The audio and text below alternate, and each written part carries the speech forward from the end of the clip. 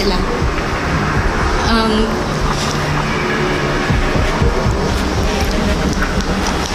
Miss na miss ko na sila.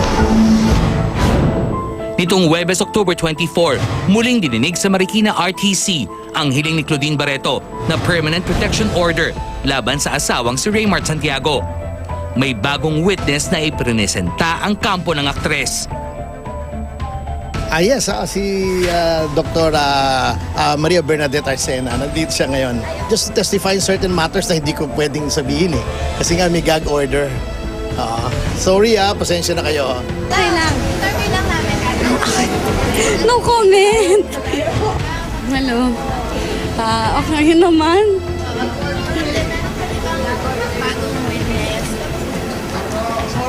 Psychiatrist ko. Okay na.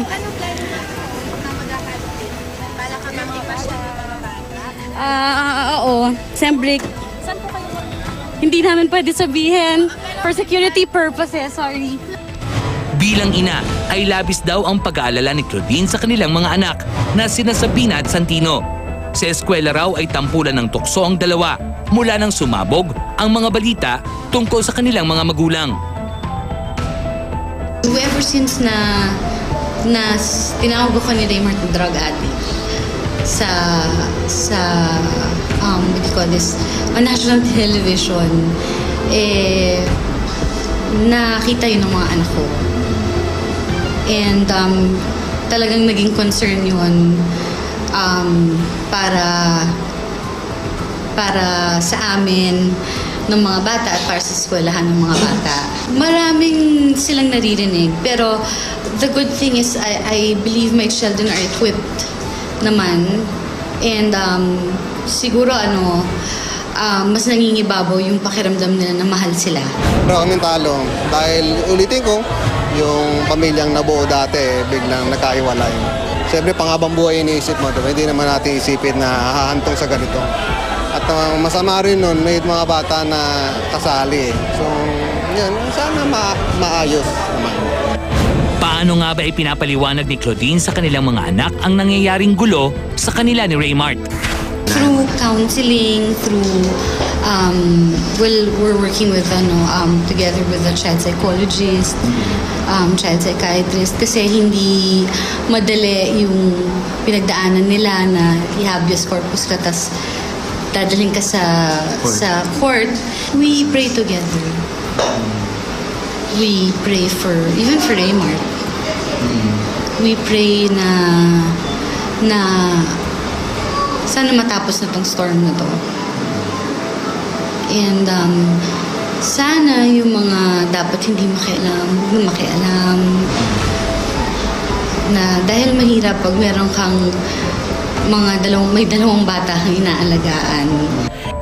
Ipinagdarasal rin ba ni Claudine ang kanyang mga kapatid, partikular na sina Gretchen at Marjorie? Yes. Anong dinadasal mo sa kanila na sana Na manahimik na lang din sila? na sana kahit papano matandaan naman nila yung mga magandang nagawa ko sa buhay nila. Na sana kung ano man ang lies ng enemy, hindi sila makinig.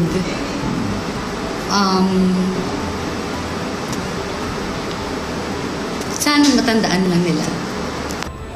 Ayon pa sa aktres, labis na raw siyang nangungulila sa kanyang mga pamangkin. Yung pinaka-miss ko, wala naman ako favorites talaga. Pero lahat sila. Lahat. Pati syempre mga anak ni Marge, syempre. Si Julia, si Chloe, si Danny, si Leon.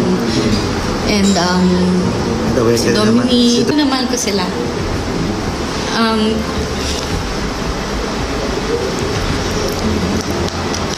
Miss na miss ko na sila.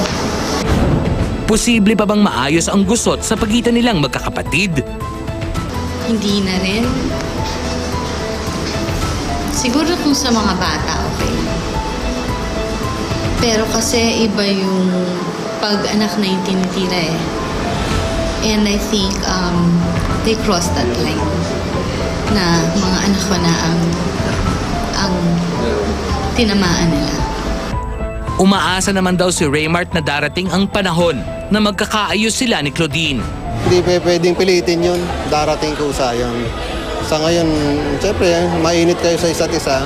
Pero at naniniwala pa rin ako na may ano rin. Kahit papaano pagtagal mag-uusap pa rin naman kami. Dahil lumalaki na rin yung mga bata. Mayroong gag order na ipinag-uutos ang hukumang lumilitis ng mga kasong tinutukoy at ang mga impormasyong ginamit sa storyang ito ay galing sa tinatawag na open sources.